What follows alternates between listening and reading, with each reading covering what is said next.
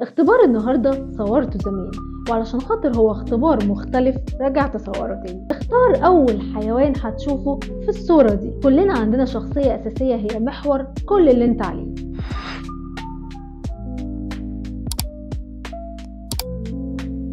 الحيوان اللي هتشوفه في الصورة دي هيكشف عن شخصيتك الحقيقية، الجزء المركزي في طبيعتك اللي مخليك اللي انت عليه دلوقتي.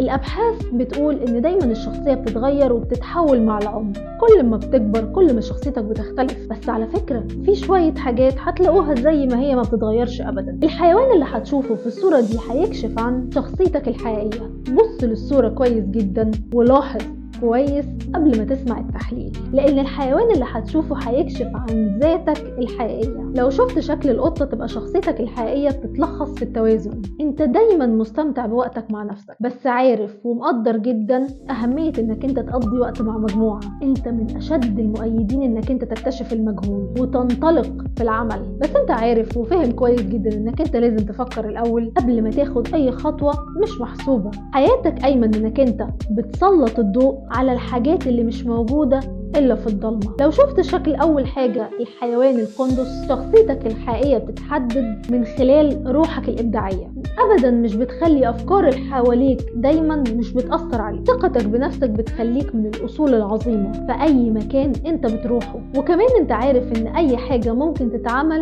بالتعاون. أنت كمان شخص بتعرف قوي تحفز نفسك، مش بس كده أنت بتعرف طبعا تحفز الآخرين، ودي على فكرة نقطة قوة جدا في حياتك. لو شفت الحصان أول حاجة، شخصيتك الحقيقية هي شخصية روح كده ماشية ناحية الحياة بقوة وبسهولة. انت ساعات كتير قوي بتقلل من قدراتك، بس مش لازم تعمل كده. انت اصلا بتعمل كده ليه؟ لان انت عندك الدافع والشجاعة والتصميم، وعندك كل الصفات دي سواء جسديا او عاطفيا او روحيا. افتكر بس انك انت تثق بنفسك وفي حدسك وتسمع الصوت اللي جواك، وانت هتلاقي نفسك عمرك ما هتتوه ابدا، خصوصا وانت بتعدي كتير قوي من العقبات في حياتك. لو شفت الكلب أول حاجة، تبقى شخصيتك الحقيقية بتتحدد من خلال حس الوعي الشديد، مش بس ناحية نفسك ومحيطك، ده كمان ناحية الآخرين. انت مخلص قوي بشكل استثنائي للأشخاص اللي انت بتحبهم، ولما بتدي فانت بتدي من قلبك من غير أي شروط. كمان انت بتتمتع بروح حماية شرسة، بس عارف كمان أهمية قوي انك انت تعرف تهدي نفسك وتاخد بريك كده